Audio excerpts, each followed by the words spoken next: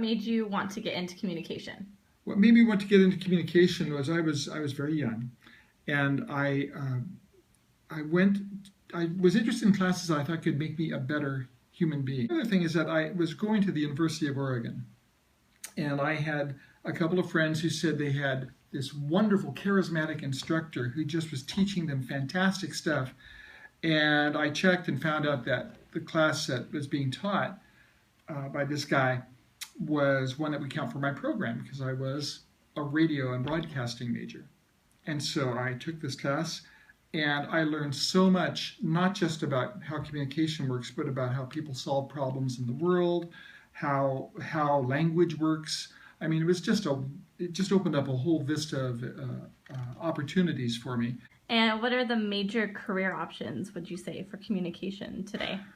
Well, we talk a lot about the fact that almost every survey of CEOs and directors of non-government agencies, nonprofit organizations, says that communication is the number one area of skill that they want every employee to have. It crosses all these boundaries. And you can go back, I think, 40 or 50 years and find consistent reports like that. So having said that, I could say, well, what doesn't fit communication? 4 of the classes in communications that students at Merrillhurst can be excited to take.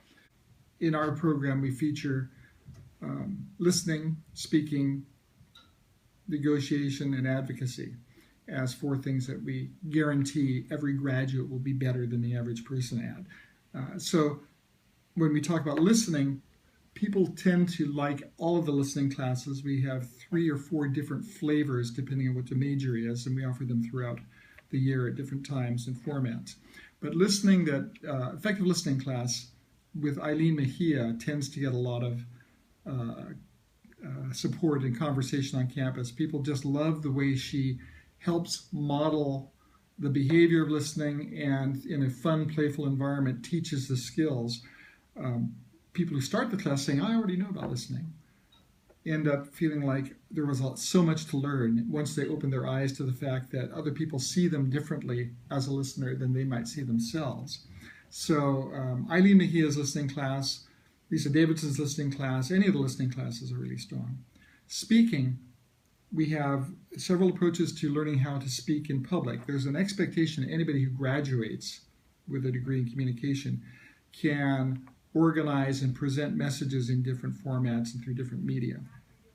And so we have our generic public speaking classes, and then we have our special types that all meet the same requirements.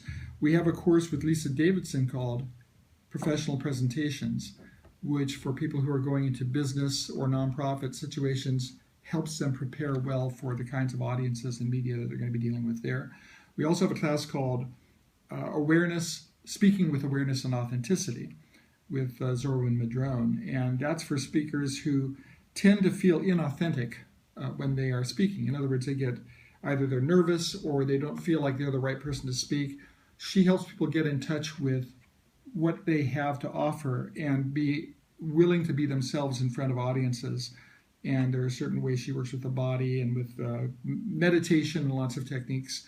And you practice and learn the skill of a speaker from the other direction. So those are 2 examples of how we deal with speaking. So we have effective listening, public speaking. We have a class on conflict management and a class on negotiation. Those are 2 separate courses. We have a whole suite of classes having to deal with conflict. It seems to be the one constant that drives people from all majors to communication is how do I deal with situations where people are not getting along and they're fighting over what they presume are limited resources. So we have classes on conflict resolution that deal with interpersonal situations. We have negotiation, which deals with interpersonal and professional situations. Both of those skill sets, regardless of whether you major in communication, are just extremely powerful as you go forward in life. So I encourage everyone to take those. So that's really 4 classes I would recommend strongly, but I have to say another one. Storytelling with Will Horniak.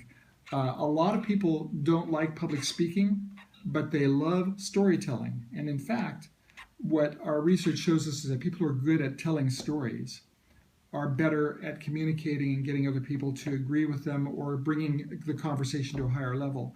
So Will Horniak is a professional storyteller. He teaches a couple of different courses in storytelling. So I guess I would say listening, speaking, conflict or negotiation, and storytelling as the 4 classes that would really define our department. Could be taken by anybody from any major, and I guarantee you'll have a good time in all those.